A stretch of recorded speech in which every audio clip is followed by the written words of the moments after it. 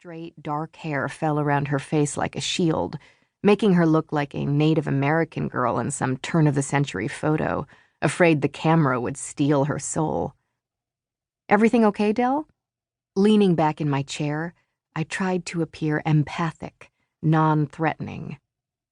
She flicked the mistrusting glance they all use for social workers, counselors, court advocates, teachers. Anyone with the power to interfere in their lives, to ferret out the adult truths they hide behind their childhood faces. "Uh-huh," she shrugged noncommittally. "Do you know why you're here?" "Yes." No further comment. I chuckled, and she glanced up, surprised. "Not much of a talker, huh?" The joke lightened her up for an instant before the shields rose again. My mind flashed back to an adolescent counseling course last year in grad school. Ask only open-ended questions. So far, I hadn't had many occasions to actually counsel anyone at Harrington Arts Academy. Mostly my job consisted of arranging class schedules, writing grant applications and press releases, maintaining attendance sheets, calling substitute teachers, giving parent tours, and resolving spats among kids.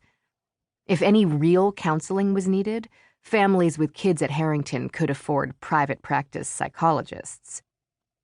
Which was why Dell Jordan seemed like such an enigma, sitting there in my office. Foster kids from backwater towns like Hinesville, Missouri didn't get into schools like Harrington. Not these days, anyway. Harrington may have once been conceived as a magnet school for talented kids from all sectors of society, but where competition is stiff and prestige is high, those who can afford the private lessons and the expensive instruments and the high-profile letters of recommendation win out. In the 7 weeks I'd been middle school counselor, I hadn't seen many needy but talented kids walking the halls. Harrington students came in bright packages with designer labels. They glittered with the glow of self-confidence, wore easy smiles that said, "Look at me, I'm someone special. I'm a star." But not Dell Jordan. I caught only a few glimpses of her these past weeks.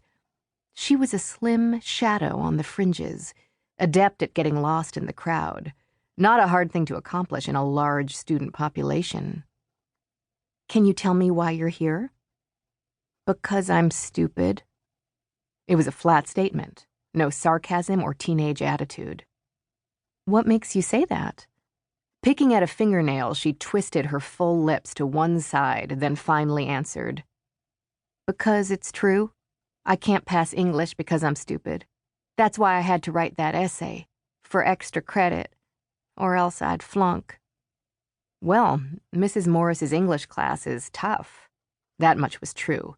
Mrs. Morris was old, grim-faced, a stickler for the rules, even when the rules needed to be bent. I didn't do so well in there myself.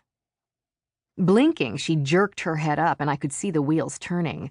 How could the blonde-headed grown-up lady in the pantsuit have ever been in Mrs. Morris's English class? No doubt, at 27, sitting behind the counselor's desk, I looked ancient to her, which meant that Mrs. Morris was right up there with the crypt keeper. Dell sank back miserably.